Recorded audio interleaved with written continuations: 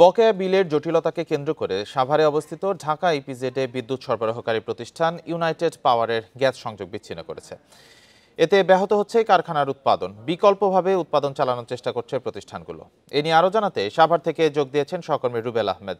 Rubel, gas সংযোগ যেহেতু বিচ্ছিন্ন করা হচ্ছে, বিকল্প কি উপায়ে কারখানাগুলো উৎপাদনে যাওয়ার চেষ্টা করছে, আর বিস্তারিত জানাবেন এ বিষয়ে। বান্ডেল থাকলে প্রতি সেনমানিতে টাকা বাঁচবে।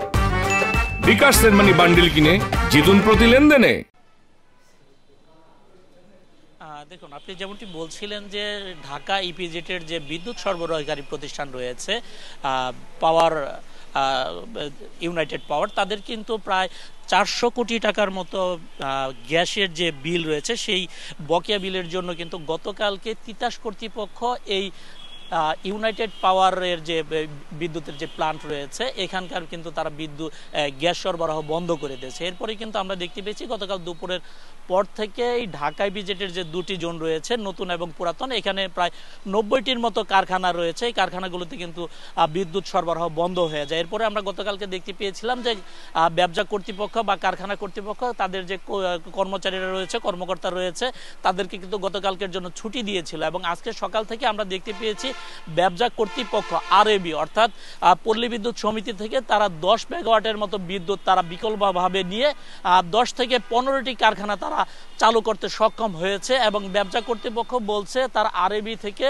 আরো 15 থেকে 20 মেগাওয়াট বিদ্যুৎ নেওয়ার একটি তারা প্রক্রিয়া চালাচ্ছেন। সেই বিদ্যুৎটি যদি এসে যায় সেই ক্ষেত্রে কিন্তু এই ঢাকা ইপিজেডের যে দুটি জোন রয়েছে, নতুন এবং পুরাতন জোনের যে 90টি কারখানা রয়েছে, সেখান থেকে প্রায় তারা 70 থেকে 80% কারখানায় কিন্তু তারা উৎপাদনে চলে যেতে পারবে বলে ব্যবসা কর্তৃপক্ষ আমাদেরকে জানিয়েছে। এবং এখন পর্যন্ত তারা যে 10 মেগাওয়াট বিদ্যুৎ দিয়ে 10 থেকে 15টি কারখানা তারা সচল করতে পেরেছে। এর বাইরে যে কারখানাগুলো রয়েছে সেই কারখানাগুলো তারা কারখানার যে নিজস্ব যে জেনারেটর রয়েছে সেই জেনারেটরের মাধ্যমে কিন্তু সেই কারখানাগুলো সচল রেখেছে বলে ব্যবসা কর্তৃপক্ষ আমাদেরকে জানিয়েছেন। এবং ব্যবসা কর্তৃপক্ষ বলছেন যে তিতাস কর্তৃপক্ষ ব্যবসাকে কোনো ধরনের পূর্ব নোটিশ ছাড়াই গতকালকে এই গ্যাস সংযোগ বিচ্ছিন্ন করাতে কিন্তু এইখানে চরম একটি বিপর্যয় তৈরি হয়েছে। অর্থাৎ বিদ্যুৎ সরবরাহ বন্ধ থাকাতে বা এই মুহূর্তে জেনারেটর দিয়ে উৎপাদন চালিয়ে রাখতে গিয়ে কিন্তু কারখানা যে কর্তৃপক্ষ রয়েছে তাদের কিন্তু উৎপাদন খরচ বেড়ে যাচ্ছে। তিতাস কর্তৃপক্ষের সাথে আমরা যোগাযোগ করার চেষ্টা করেছি। তারা বলছে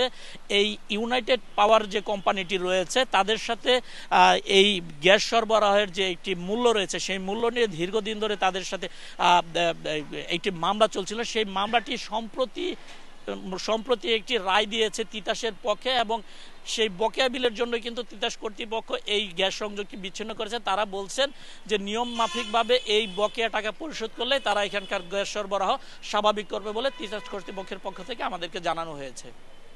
সাভার থেকে জানাচ্ছিলেন সহকর্মী রুবেল আহমেদ।